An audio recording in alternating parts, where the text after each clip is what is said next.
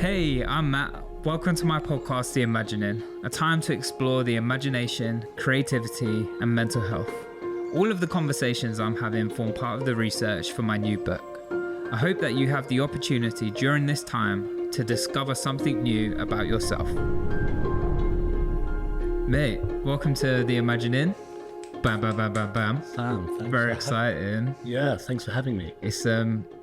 It's really going to be an interesting conversation on the basis that I produce your podcast, which gets released on Monday the 15th. And by the time this is live, you could be, one or two episodes deep into podcasting territory. I could be as unfamous as I am now.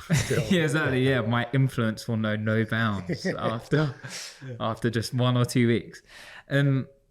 We met in the place that we're recording this, and we've been friends, working partners for getting on for half a year now, I would have thought.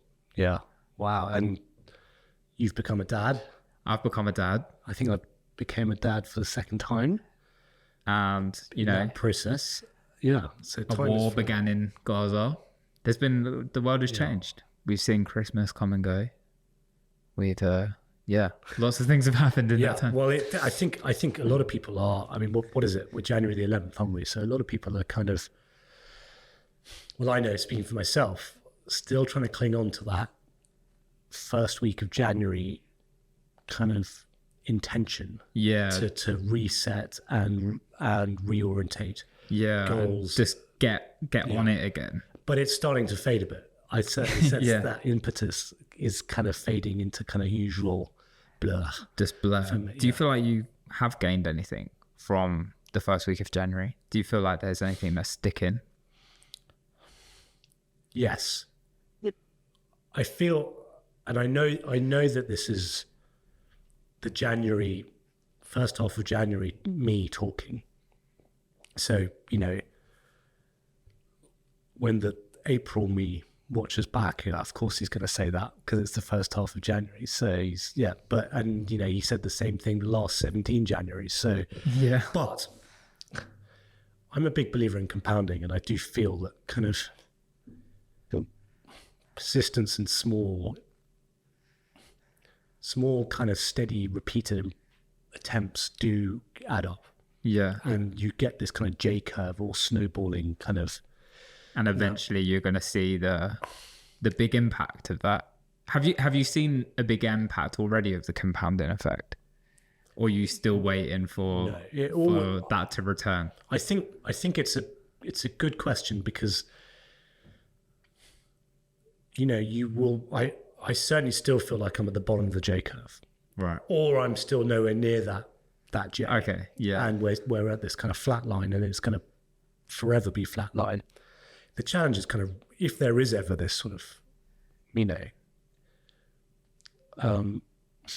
bed of laurels, let's say, that presents themselves, how do you maintain that mindset? Yeah. Renewal. And especially if, there's no guarantee that the J curve will begin to exponentially kind of go up. There's a possibility, and I don't hope this for anyone's future or yours as a friend. But you have to find them value systems and the practices that stick with you regardless of whether the J curve begins to move or not. What are they for you? No, well, it's, the journey is the reward as many, from Steve Jobs to kind of, you find it in most major religions. Yeah.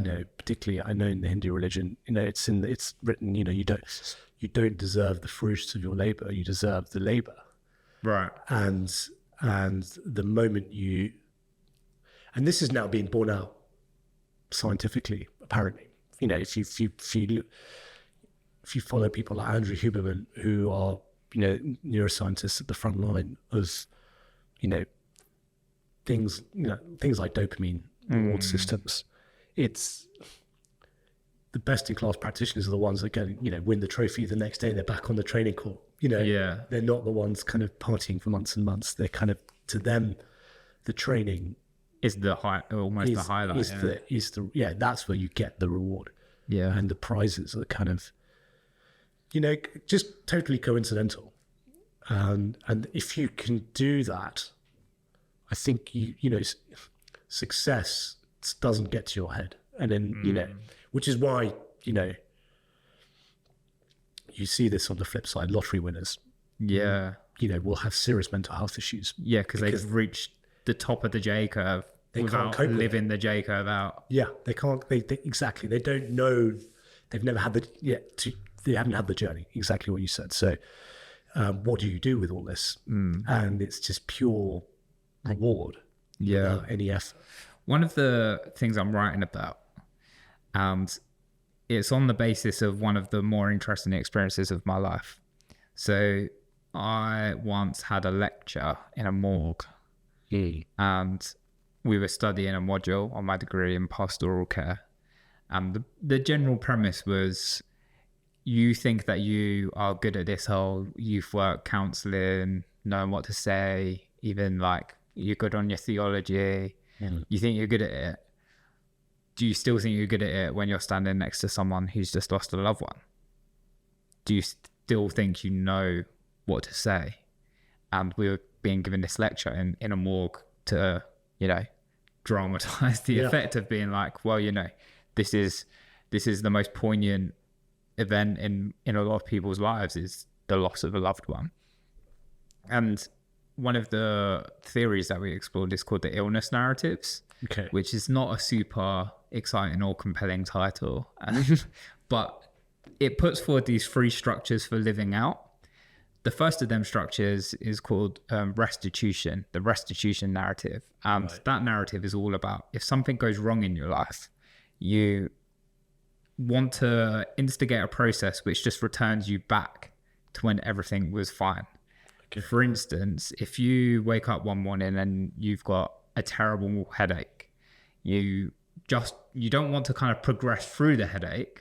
You just want to take a tablet and just return to when the headache wasn't there anymore. Or you break up from a relationship and you're like, I just want to go back to when everything was fine. Yeah. That's the first narrative that we can embody. The second narrative is this idea of chaos, where you lose narrative structure of your life. You just fall into this pit of chaos. And that's obviously a deeply painful place to be, and probably something that everyone can resonate with. Yeah, we're always kind of 3 steps away. Yeah, exactly. Yeah. Some people want. Yeah. The third of which is this, what was identified as the journey narrative. And the idea being that every part of the journey, the horrible headaches, the painful divorces, are building in your life. So it helps you basically it's designed to help you reflect on everything has value, even if it's painful. What do you make of that? I find that very compelling. And I don't know if we all sequentially go through those steps, but the headache example is a good one, because very many people who wake up in the morning with a headache will say the common phrase, "I'm never drinking again," for example. Yeah. and that's the restitution kind of narrative playing out, because had I not been drinking, I wouldn't have this headache. Therefore, and very often people will take the medicine at the peak of pain. Yeah. So they would have got better anyway. Yeah. It's just they've kind of capitulated. Yeah. And felt like, this tablet is the thing that's made me feel better, not the body healing. Yeah. And so that's quite common kind of medicinally. On the third one, post-traumatic growth is a big, I'm a big believer in that. And the world, I think we hope the universe conspires to not have stumbling blocks. And it's sort of, it's unfair or things like that, when things happen to us. And if we can kind of accept that, bad things are going to happen, like this thing, and this is going to be a springboard for me to, either come back stronger with some scar tissues, then you will be a stronger person for it. And this is, again, I don't know if you've read a book by, we may have talked about this before, Viktor Frankl.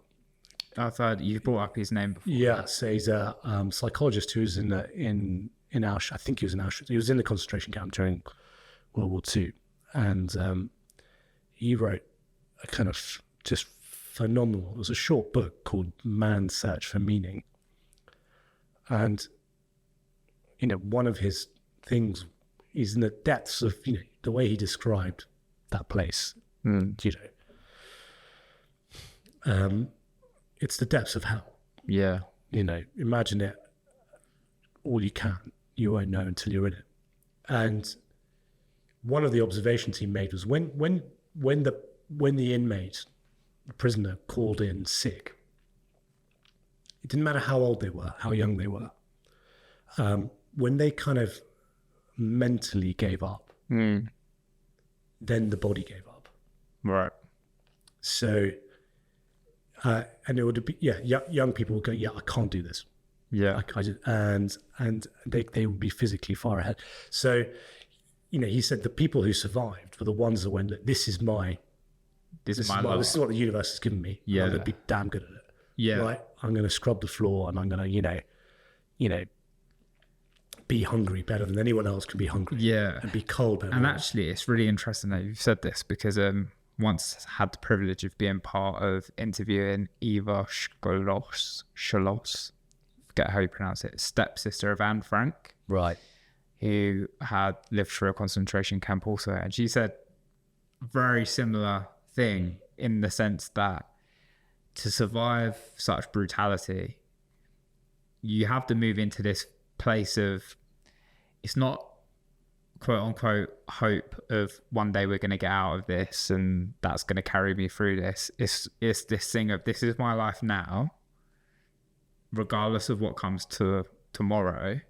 I have to live the life I've got in this moment and be the best at it and put myself into it, which is just at such extremes, it baffles me. Yeah, and it's easy to say. Oh, massively so. But we are, there's this constant, I got the term post-traumatic growth from a book called Anti-Fragile, where, is it written by a guy called Nassim Taleb, and he kind of describes, basically the opposite of fragile isn't robust, it's anti-fragile. So you kind of, when shocks happen, you get stronger. Right. Robust is just less fragile than fragile. Okay. If that makes sense. So a stone vase is going to be less fragile than a glass vase, but it can be broken by a hammer. Yeah. What you want is a vase that gets stronger when it's whacked. Right. So that's the opposite of fragile. Yeah. Now, small doses of stress are basically examples of human beings being anti-fragile. So examples of small doses of stress, or doses that are non-lethal. Vaccines, you give yourself the disease, and then your immune system comes back stronger. You notice, ladies in the subcontinent who walk around with things on their head from a very young age, that's stress. Yeah, gives them supernormal neck strength. Yeah, or, when you break a bone, the bone goes back stronger. And post-traumatic growth is an example of that kind of anti-fragility, where you are, life knocks you, and if you can let it not break you, you'll kind of come back stronger. So I think that the kind of illness narratives feed into that for me. Yeah. What's the examples in your life? Because I'm aware that we haven't even really figured out who you are or what you do. It's a good introduction straight into the conversation. What's the examples in your life, in your work, in your family, where not only you're seeing this compounding J curve, but also this anti-fragility? Cool. Okay. Do you feel like you willingly submit yourself in your work? Because obviously your working life is interesting. It's nothing like my working life. We have overlaps via podcasts.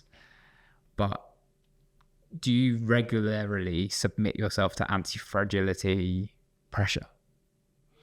Yeah, that book has really provided me with a powerful mental model that has stuck with me. And I don't know if it's the danger with these things is they become kind of over. Yeah. Human beings try and make sense of complex worlds by applying simple rules that can scale across multiple behavioral scenarios. And that's the behavioral psychology term for that is heuristics. And it's easy to kind of simplify your world into things like that, like it's all about the dopamine, or it's all about fragility, or it's all about, but I mean, just to answer your question properly, one example, when I was 25, I did my first proper job. I was a research analyst at a stockbroking firm, and I was there for 11 months. And, I really enjoyed the kind of life of being a stockbroker or working in a stockbroking firm. I was in the city of London, right was tall office by the Bank of England. There were boozy lunches, and there were these kind of financiers and fund managers, and I'd be there kind of all wide-eyed. And I hated the work, actually, looking back. I couldn't do it. I'd get a knot in my stomach when I got asked to do, there's an acronym called DCF. I'm not going to bother wasting your listeners' time by trying to explain. Many of them will know what it is, but you had to do these things called DCFs, which required you to make all sorts of very simple assumptions about the world, right? To get to an answer that could be marketed as a product. And I would get a knot in my stomach every time I had to do this, and that was meant to be my main job. I was meant to be crunching numbers, but I loved the kind of lunching side of it. Yeah, but I didn't. And I was good at suppressing that knot in my stomach in a way that I'm less good now. And I think that's a form of kind of compounding where I've got better at going, that's his work I don't want to do. I'm not going to do it. I'm not going to beat myself up that I don't want to do it, or that I'm not good at it. Yeah. Anyway, I was there for 11 months and got a call in from the kind of head of operations. He said, look, there was the head of research there, who was my kind of direct boss, nice guy, head of ops. He said, look, Amul, bad news, markets are quite tough at the moment. We're going to have to make some economies. So we've put your position under review. And, what that means is that we're going to look at the whole department. We're going to see whether there's alternate roles that you can do that. And I was literally taking what you're saying at face value, but this was just legal chat for fuck off, mate. Yeah. Right. And I even said oh, great. Well, I can just come back in. I don't mind. I'll come back into the office. I'll carry, you figure it out. I'll carry on, do what you want me to do. No. Sorry. Be better if you don't come into the office. And then it hit me. I was like, oh, I mean, actually, I'll rewind because I'll rewind. Just before that happened, we were kind of we were in the office on the trading floor, and there's this old veteran analyst called Jeff, who everyone loved. He'd been around for a long time. And Jeff will come up again in a bit, but the head of research came to this front trading floor and said, Jeff, it was his birthday. Jeff, can we have a quick word, please? I was just, sure, come. And so we took that. Basically, I cracked the joke, stupid joke, in hindsight. It looks like, because it was his birthday, we were all signing leaving cards, birthday card without him noticing, like you do. And I said, it looks like this birthday card's turning into a leaving card. And there's a lady called Kate, she goes, don't say that, it's not funny. She'd seen what was about to unfold before. Okay. And about 7 minutes later, head of research comes back in, Nick, can I have a quick word, please? And then the trading floor went quiet. Everyone realized what was happening. So Nick's and then Jeff came back in and was like, everyone, he did a kind of noose sign around the neck. I'm out. And he was furious. And he grabbed the stuff and then Kate started welling up, and I was like, oh God, this is it. Okay, I'm going to sit and look at my screen and get some stuff done. And then you had the sales guys on the trading floor all of a sudden, making phone calls and like looking super productive. This guy, like, Dave, have you got that thing I asked for? As if as if the head of research was going to come back in and go, God, I was going to fire him, but look how productive he's being. I'm going to change my. It's amazing that how everyone's like. The intensity of the room, the kind of because people were being laid off one by one, and then it was my turn. Hey, Amul, can we have a word, please? So I kind of came back in after that conversation, grabbed my stuff, and it's just you got everyone's eyes on you, and they just don't. And I kind of got back out the trading floor or the meetings room, and then like two ladies, I'll never forget. I'm going to name Amrit and Emma. I'm going to name check them because they could see where I was going, and they kind of, they came out and said, Amul, don't worry. I burst into tears, and they took me to a meeting room and said, look, you'll be fine, this and the other. Great. Fast forward 7 minutes, I'm out the lift, and I see Jeff again, rolling a cigarette outside with his back, and he's rolling up a cigarette. He goes, yeah, do you want one? I'm like, yes, I definitely want one. And so he rolls me a cigarette, and we're sort of standing there. And he goes, look, Amul, I've been doing this for nearly 30, 40 years now, and don't be in my position where you're 55. I think that's how old he was, and you got someone 15 years younger than you telling you you're surplus, you're redundant, you're obsolete, almost. That's how you feel, and that has always stuck with me. And it has shaped the way I look at business, look at life, and that I think is the best, the easiest example I can think of with kind of post-traumatic growth, because I was kind of devastated, and at the time you feel like, oh, what the hell am I going to do now? And you kind of you do grow from things like that.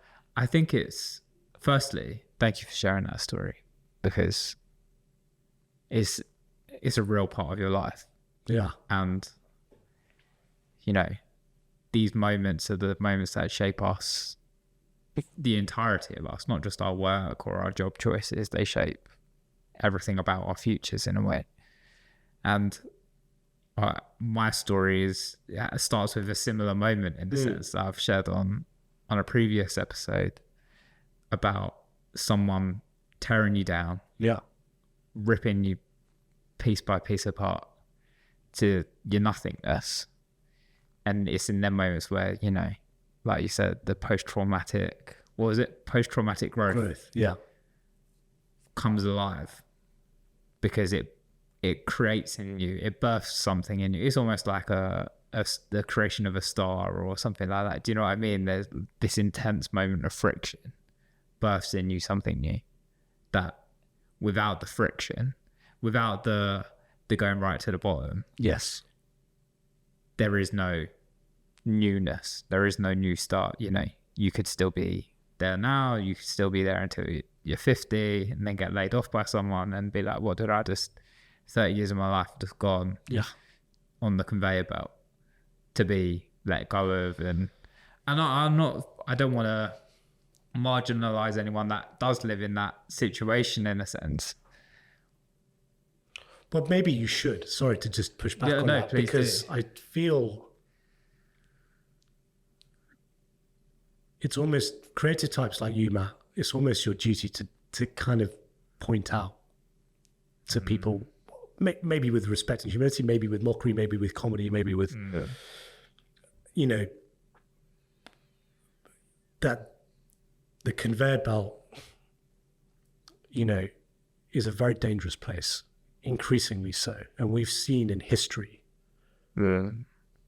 people's lives being turned upside down by the conveyor belt stopping, or being replaced by a robot that doesn't need a belt to carry goods. It can do it more efficiently without taking breaks. And we're for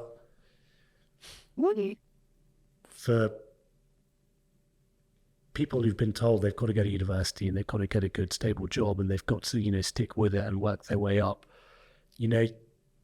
technology will come for you, and you're no better than a lot of these kind of white collar middle class lifers think they're kind of, there's a sort of, obviously it happened to the weavers, and it happened to the millers and the miners, but it won't happen to me. And it is happening. Yeah. And it's incumbent on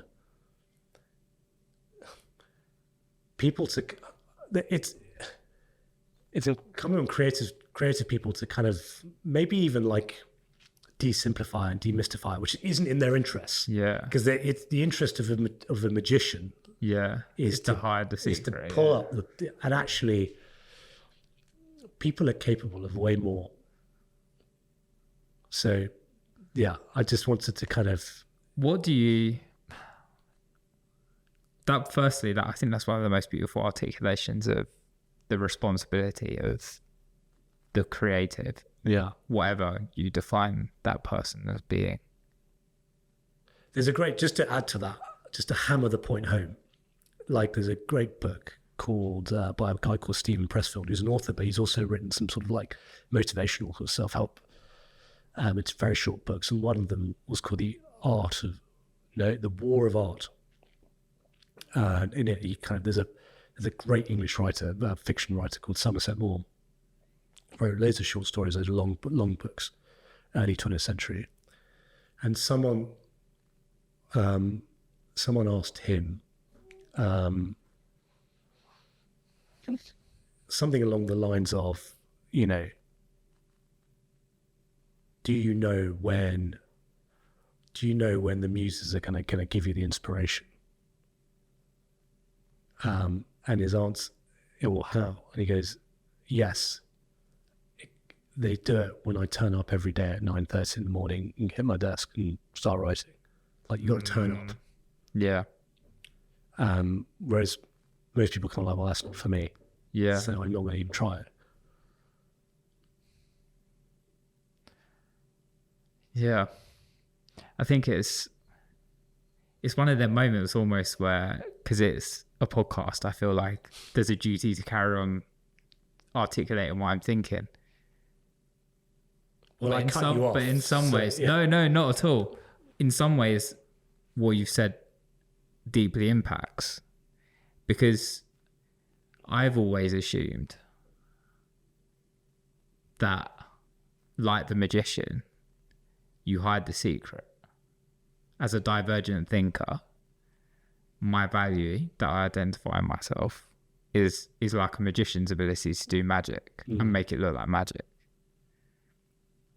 When actually, if you flip it on its head and say, actually, to use a word like prophet or something like that, the prophetic act of creatives is to say, it's not a magic trick. It's not real magic.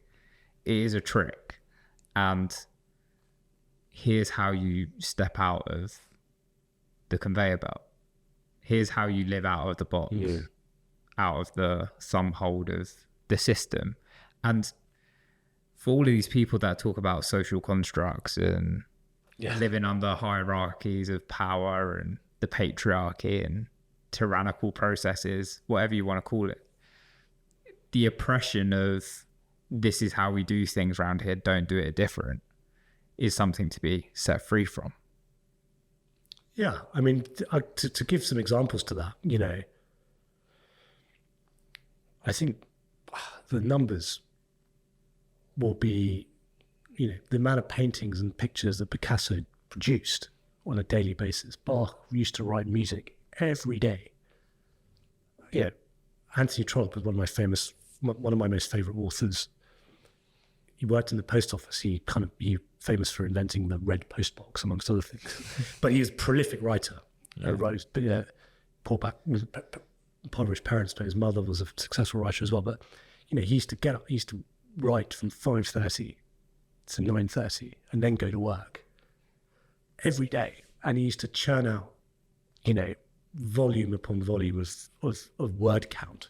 Right. But we only saw the best of it. But we couldn't have had the best of it had he not done the rest of it. Yeah. And that, I think I've noticed creative types who are actually just quite lazy, Yeah. And I think what people also, particularly people on the conveyor belt,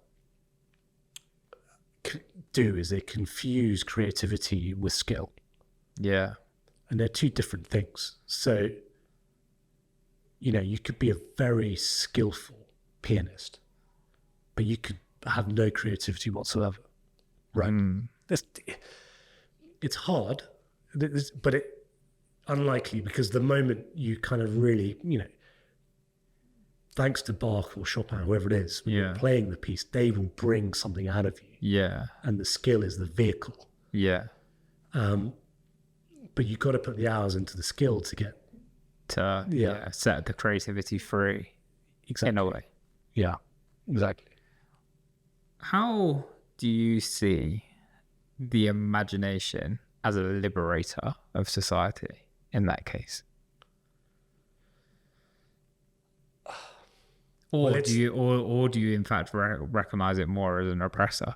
Because that's the other side of that question. No, it's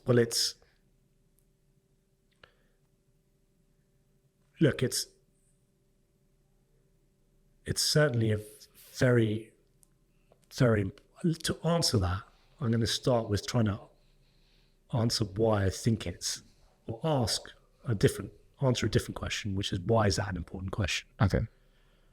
And it's such an important question. And one way to kind of articulate that, why is it an important question? Let's say you asked me just now, hypothetically, to take a recent example, what is a mince pie? Yeah. I mean, I could go on a bit, and try and fluff it up and talk about the artistry behind it, but within 3 or 4 minutes, I'll be done. Yeah. Right? You'll have a working understanding of what it is. You've devoted, word count, podcast hours to answering this question, and it's a question that many people have devoted. So it's very difficult to reduce it to a definable kind of dictionary. So which means that the answer will only may never come apparent, but will come apparent over a period. Well, it's a brushstroke on a painting, isn't it? And if I can contribute to that in some way, I will. But yes, so imagination is a very dangerous thing to many people, particularly people who have a motivation or incentive to control and suppress. And it is a tool for both oppression and liberation. I'll give you a very mundane example. I was at university. I got a kind of temp job on a as a waiter server in a car festival called the Goodwood Festival of Speed. It's back in 2006, and it was a recruitment company that had done this big, got all these kind of students, young people to kind of, go and work in the tents in the background where the nice cars in the front, and you kind of go in the background and you kind of prep the food and scrub the polish the cutlery and all that kind of stuff. And I was sat outside.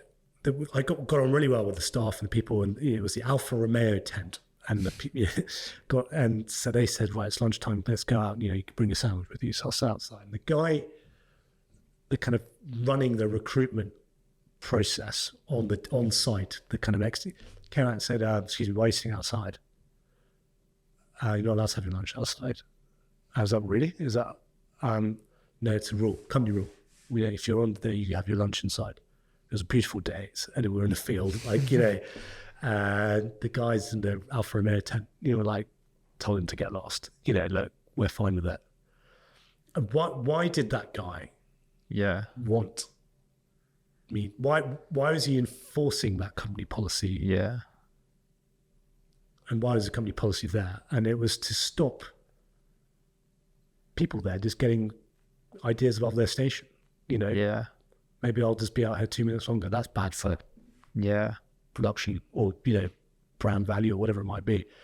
And it was them imagining negative consequences of allowing someone to do something.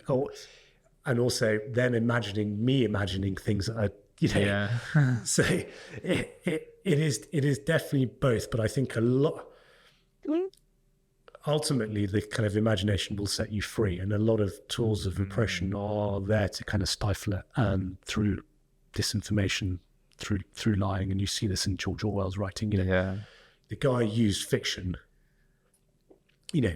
wrote probably, the fact that most school kids in their English classes will read 1984 and Animal Farm has done more for society than, many things, because it's helped us imagine in very nice ways what could happen.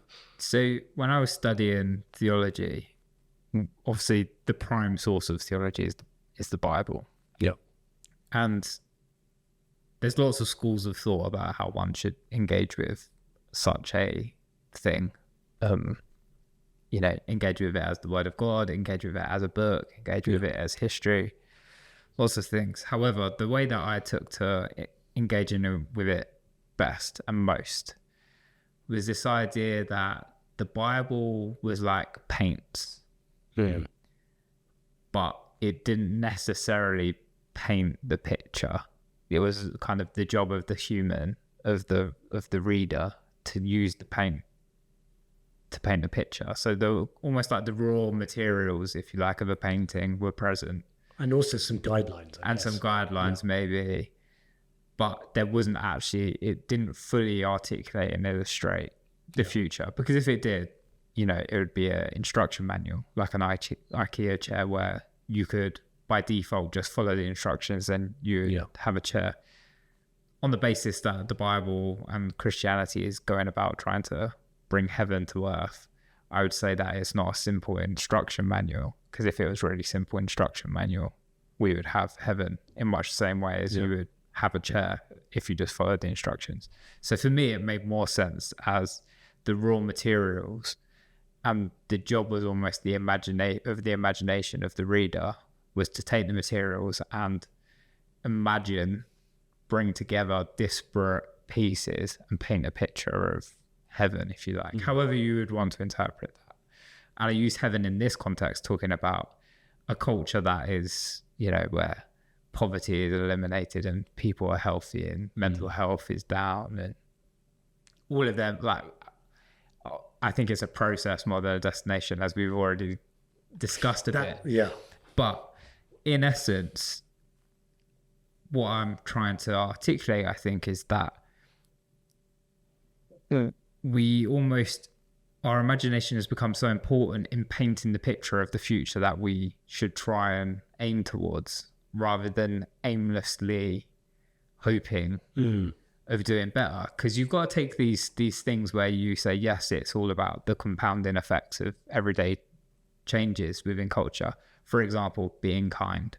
Yes. If you're always kind, today being kind is going to make zero difference to the global economy, to poverty at mass. It just won't do anything. The compounding interest of that is obviously going to one day, if everyone is kind every day to everyone, you arrive in heaven, in quotations. But the imagination almost needs to lay before us the picture of what it would be to be better. Yes. And without that, we just accidentally womble into the next phase of human existence. It's just like an accidental process, or a tyrannical process of one single person's imagination painting a egotistical picture. So I perceive, interestingly, one of the dangers of the lack of imagination, and indeed the conveyor belt that we were talking about earlier, is a lack of understanding of the picture of the world that we're trying to create. Yeah. So I think there's so much in that. That is A, profound, but B, prescient, because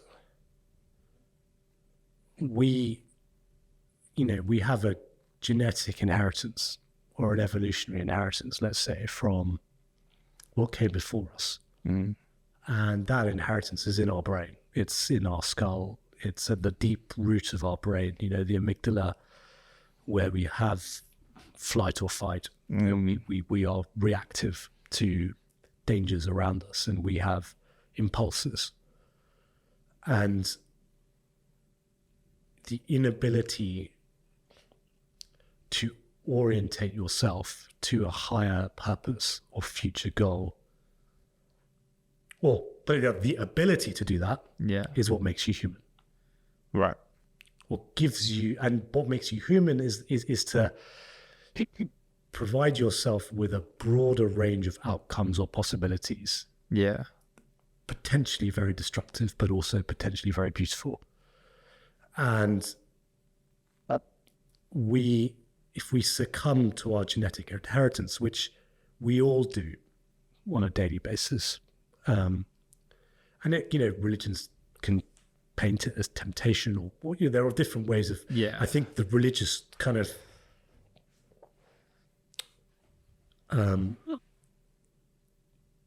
inheritance of that is to try and map that out. Yeah. And to try and take you away from that kind of that Hobbesian state of nature, or that kind of, basically kind of, the animal, which does react to threat. Yeah. But ultimately, the kind of dispersion of outcomes of a deer or a gazelle is going to be, wake up, eat some grass, drink some water, go for a shit, maybe run away very quickly if I need to. You're not creating your futures deliberately. But nor are you doing genocide. Yeah. Right? Yeah. Or committing acts of meanness, or being... And actually, one of the opening lines of the book is, the imagination's as responsible for teapots as it is for terrorism. Yes. So you're right. So whereas you have a deer who is neither responsible for teapots or terrorism, so they can abdicate responsibility of the terrorism, but they can't claim the future of the joy of sharing a tea with friends. Well, an example of the kind of imagination, being throttled is in for example, in the Soviet Union. So, profit wasn't allowed, in many ways, and therefore an engine of creativity was stifled. And simple examples like, glass, I've got a glass on the floor here. It's got a sort of hand, rim halfway up, and it goes wider at the top, and it's easy to hold below. There's glasses out there that are kind of, everything started looking the same. All glasses started looking the same, because you couldn't you were not incentivized to make a glass that was slightly any different So things just became grey and uniform, because that human spirit was throttled. For, again, the perverse side of orientating yourself to a future goal of utopia. That is actually very destructive. And I think it was George Orwell, he was having a discussion or debate with a communist historian about the Soviet Union, about communism. And the guy kind of fell into his trap. Because he goes, what about, pushed the historian, what about all the millions of dead, and that kind of poverty and this was at the time when the Soviet Union was still going strong, and the answer was, well, if you've got to make an omelette, you've got to break some eggs, was the answer. And to which George Orwell's response was, where's the omelette? And you saw that, in multiple examples. Coffee, for example, like if you spilt your coffee, it was a kind of real luxury product in the Soviet Union. If you spilt it or you forgot it, you picked it up and you left it behind, there'd be apparently arguments galore at home. How can you do that?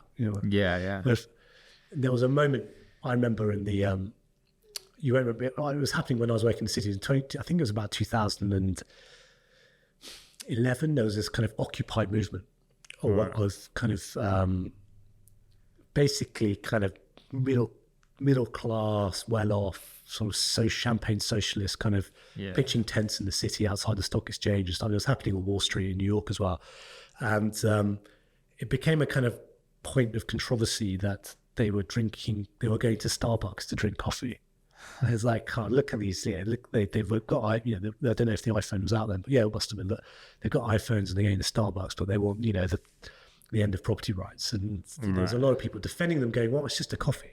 It's just a coffee." Yeah. And the reason, the people defending them, what they didn't realize was it's only just a coffee because you've got hedge fund traders trading coffee on the futures markets, making the price of coffee predictable, so that a farmer can then grow a crop, sell it forward, and have the confidence that someone's going to buy it from at a given price, and that he'll then therefore have a predictable set of cost inputs that will then enable them to carry on predictably for the next 3, 5, 10 years.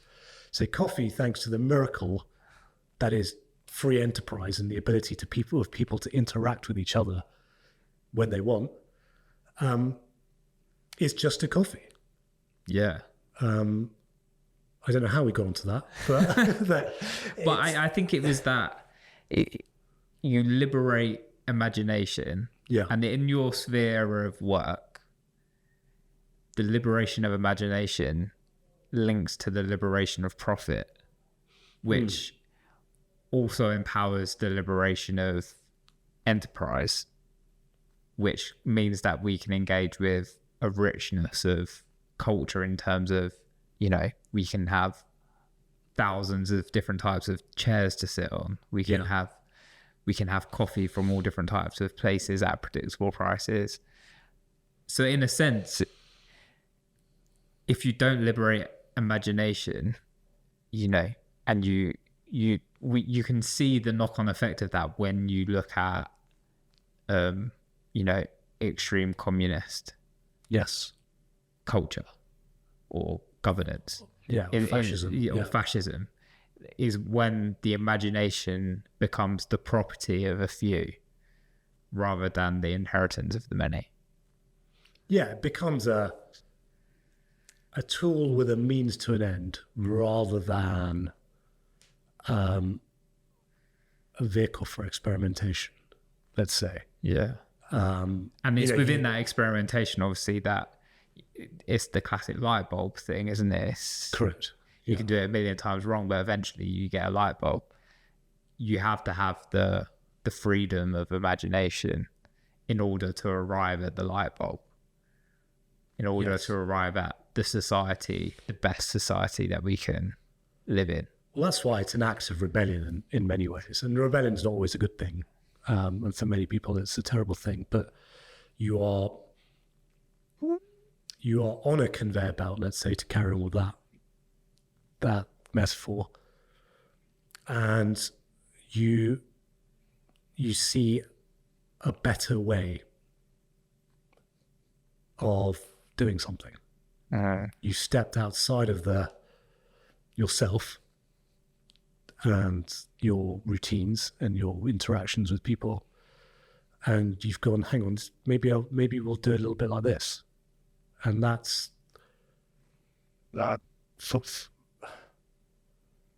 very challenging for many people. But we've all got it in us. But we're kind of, I do think that it's definitely, the world conspires to suppress that through many tools. And in many ways, I think I've identified another theme that I'm trying to engage with, is this relationship between courage and creativity, or courage and imagination. And it's that same as what you're talking about. If someone doesn't have their own courage to step out of the conveyor belt and go, I think we could do this differently in whatever sphere that's in, then it's the responsibility of the courageous to give courage. Definitely. And the responsibility of the creative or the imaginative to empower the creative and the imaginative. and reveal the magic trick. Yeah, I think you are, your genetic inheritance is fighting tooth and nail to stop you. And if you the example was given by, I was listening to Jeff Bezos recently on a podcast, and he gave the example of being disagreeable, people disagreeing with other people, and or telling the truth. No, it wasn't even about being disagreeable. It was about telling the truth. Right. We're not truth tellers. We're social animals. Oh, right. I think I caught a bit of this actually. Have you? Okay, so yeah, exactly. But so explain. No, but so like you gave the hypothetical Neolithic example of you being in a village or a cave or whatever, in pre-civilized, hundreds of thousands of years ago, and if you stood up and went, you told the truth, you were very opinionated, you thought you were telling the truth, that could get you killed, by your fellow village dwellers. And the reason is that we are social animals that don't want to disagree with each other. They don't want to look stupid. They don't want to look silly, or be seen to be disagreeable, because survival is more important. Right. Than standing out. And in every generation, there is we are really now standing on the shoulders of giants. It's really, there was one example that stuck with me when I read a book about trade, of all things, many years ago, a history of trade. And, most seafarers who used to, go from Europe to India would either go across, the Silk Road, or they would hug the coastline around the Arabian Peninsula and kind of the Gulf, and just one, and then it took a long time, and you get there and you kind of hug the coastline back, and one sailor, I think he was apparently Greek origin, had this theory that the winds change every kind of 6 months. It's really odd, but I've noticed the winds kind of, and so what I'm going to do is not hug the coastline, but I'm going to, let's say we're starting in Alexandria in Egypt. I'm going to point my ship downwards, south, away from the coast, into the deep ocean. Right. Let the wind carry me. And in a few months' time, it's going to change. And it's going to send me back up. And the guy discovered the monsoon. And he discovered a route to India to pick up spices and silks in a quarter of the time, away from pirates and, but the courage to do that. Or to think of, not even to think of it. I was doing an internship and there's a person in the office. I've got all these ideas. Got so many business ideas. So many business. It's like ideas are it's execution. And I have it's one of the things that I'm most self-critical of is committing to something and executing that is very hard. And I think I haven't quite nailed these down, because I am really trying to look at where creativity and imagination overlap, and where one leaves and one picks up, or whatever. For me, in a sense, the creative act is taking the imagining and putting action into it, as opposed and the imagining act is the ideas bit. That's a bit of a crude articulation. I feel I don't really like what I've just said particularly, but it's kind of getting a little bit closer to what I think is happening. And in a sense, what it allows room for is creativity is a willful act rather than an act of talent. Yes, that resonates with me. And creative people are those that put the time in to exporting imagination into real world in whatever sphere that may be. So you almost have to deal with two stages, if you like, of the process of creating futures. The first is within the imagination, where you fairly boundlessly, although boundaries are helpful, imagine, and then that process turns into creativity, which is how do I bring and birth that into the real world. And in a sense, that's why it becomes so, well, you need both. And I think some people would say I would identify maybe certain people as creative but not imaginative, and I would maybe identify people as imaginative but not creative, because everyone that I've met that said, if I want to do this, I want to do this, I want to do this, clearly the light bulb is going bing, bing, bing, bing, bing inside. But the creative act doesn't occur. And that's a very, the courage, it becomes an integral part of that bit, because it does take courage to imagine a better world. It takes even more courage to create a better world. So that's how I'm kind of seeing it unpack itself within my own thinking. Well, I guess it's maybe to try and reframe it a different way, but along those lines, is it's a bit like the hero's journey. So, I mean, what the point of the hero's journey, I guess, is that you have, again, that kind of broad range of outcomes. You could either,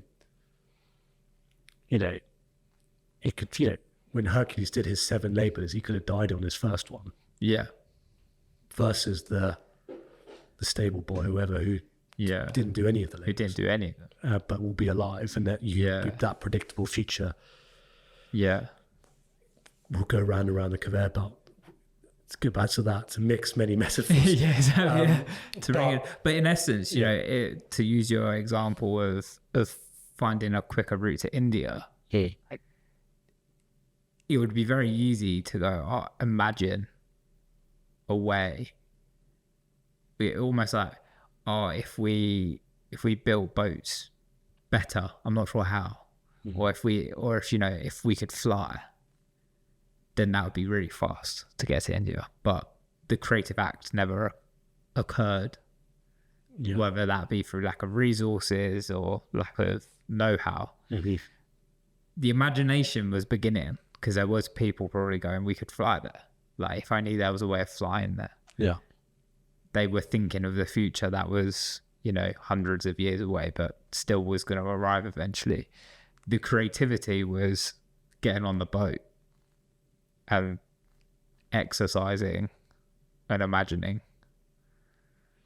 Yeah, I think, if that works, I'm not 100% certain whether it does. Well, but a lot of I have a lot of creativity, imagination is almost there to undo our own failures. So a lot of entrepreneurship, for example, successful entrepreneurship is built upon this, you hear the term disruption a lot. Let's say, what are you disrupting? Something that's been man-made that needs disrupting. You take, ride sharing, for example. Now, you had a system where the state apparatus effectively handed out licenses that were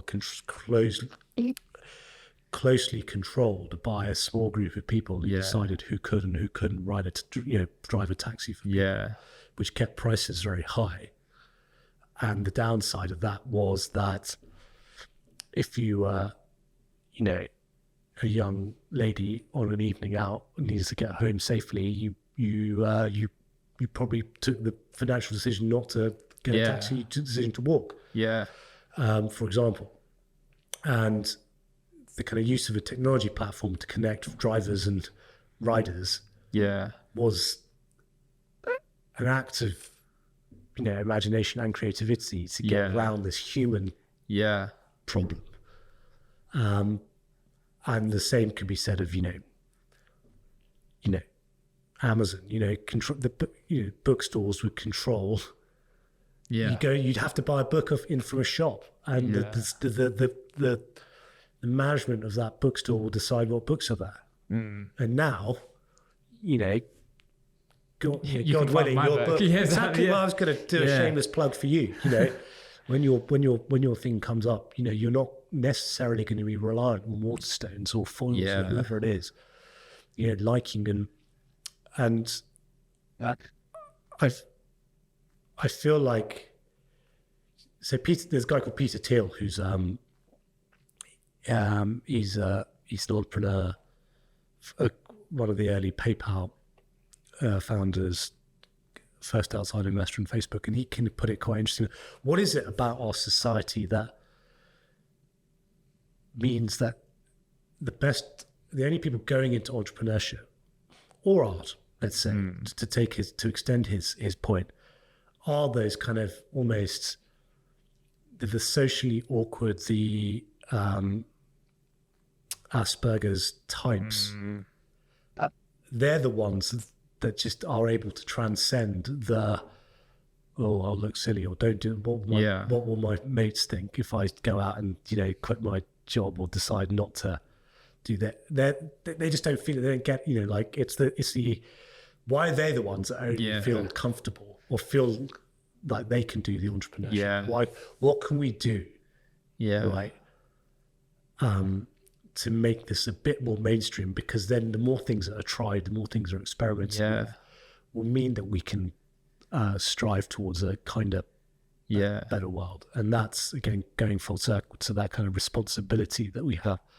And that kind of is something that I grapple with, or I try to keep front of mind. So you and I walked into this room before we started recording. You asked me, how's your day? And last few, and I was about to give you 9 different reasons why my day has been really crap, let's say. And we've got a little routine at the moment in the evenings where I give our younger daughter, who's 10 months old, her milk separately, just to get her away from her older sister, and because it's just chaos otherwise if they're together. And I go, but she can now hold her own milk bottle. Right. Which is huge. So I can sort of read in that sort of 7 minutes that she's and I've been rereading, actually it's the 3rd time I've read this. It's a very short story. I recommend it to everyone, a book called One Day in the Life of Ivan Denisovich by Solzhenitsyn, who was a Gulag survivor. And from a literature perspective, using the tool of literature was a huge tool of bringing down the Soviet Union, or changing the mindset amongst the intelligentsia, the Western kind of elite, as to this monstrosity is. And he was he short stories based on his times in the Gulag, and it goes through one day in the Gulag, right? And it's like, again, that's not a good day. So where I'm literally kind of read a few pages, whilst Aria, bless her, is having her milk, and it just reminds you, like, he's talking about frostbite and going the inmates, when the temperature gets to -40, there's a supposed rule that no one has to work. There's no work, right? So there's this like tense moment at the start of every day where someone is responsible for climbing up this kind of pole in the freezing cold to go and check the temperature gauge. And it's like, everyone's like, God, it's Baltic. Well, no, it's not worse than Baltic, it's in Siberia, right? So it is freezing, worse than freezing. So today's the day. It's going to be -40. We don't have to work. Yeah. And it climbs up and everyone sort of stops as the guy's climbing. It's like, no, it's -27. And everyone carry it on, everyone get back to work. And it's like, oh God, we laugh, but it's the only thing, it's like, and there's mutterings of like, God, of course they've never put a thermometer that works up there. Why would they? Like it's all rigged. And so like maybe it's like not that useful, because then you don't take genuine things seriously that are, you know, something happens. Well, we could be in a concentration camp, so stop moaning about this. And actually, no, it's a problem. We need to focus on attention, think about how to creatively, So, but I do think it's,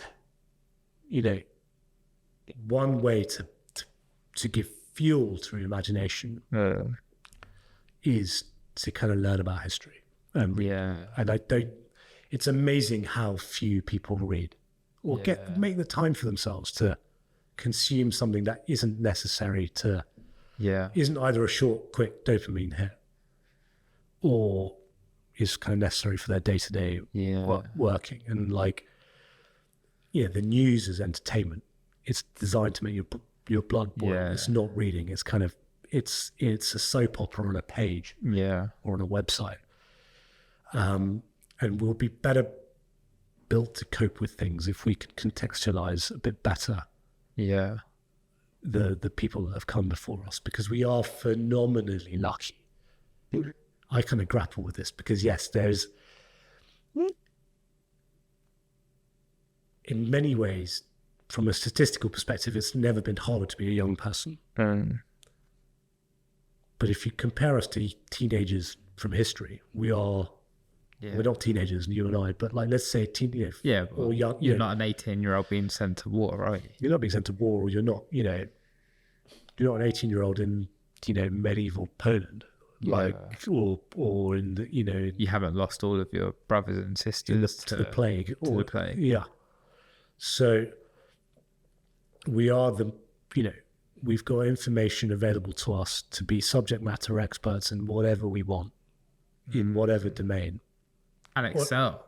Like you said, there is the internet has, wherever you are in the world, unless there's great censorship on that internet, as there is in some countries, has empowered imagination and creativity in a way that no one else has experienced in time, because the access to tools and the access to information is just so like widely distributed and given to everyone. I wonder whether, as a final question, you could impart a final wisdom. As final wisdom, you're making an assumption that it's what has gone before us at any wise conversation. I consider it to be final, to be wisdom. As to what you see the responsibility of the creative is, and what wisdom you'd give to someone who perhaps does feel like they are trapped on a conveyor belt.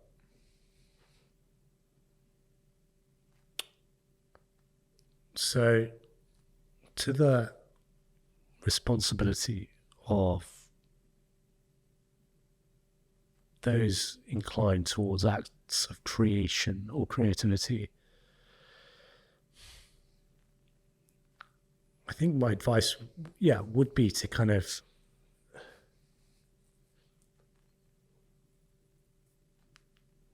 perform small repeated acts of bravery where possible. Choose the slightly braver path when faced with, and but ground that in a sense of duty, because you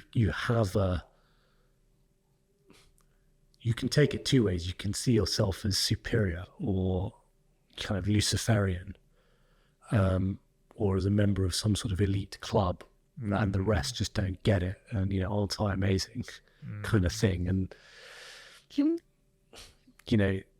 that's where you're not superior. You just you've got an endowment which is partly filled with fortune, and so it's incumbent on you to work very hard. I'm talking to myself as much as anyone, or question yourself as to how you can get the most out of that and act upon it, because it's important for the rest of us. if you can draw, do it. If you can sing, even if you can't sing, do it. And, this is something that we've both grappled with our podcast. It's so easy to talk yourself out of stuff. What have I got to add, really? And you don't know. And you'll never know. But you might add something positive. And for that reason, just go for it. As long as you're not harming anyone, they don't have to listen to you. Yeah. Yeah. And to people trapped, it is, I would say to them, look, it is very hard where you are. This place you're in right now is a kind of, is a hell, living hell for you for many reasons. But just see it as a little kernel of, a little, spot of light at the end of the tunnel that you're trapped. You're lucky, because many people are trapped and they don't know it.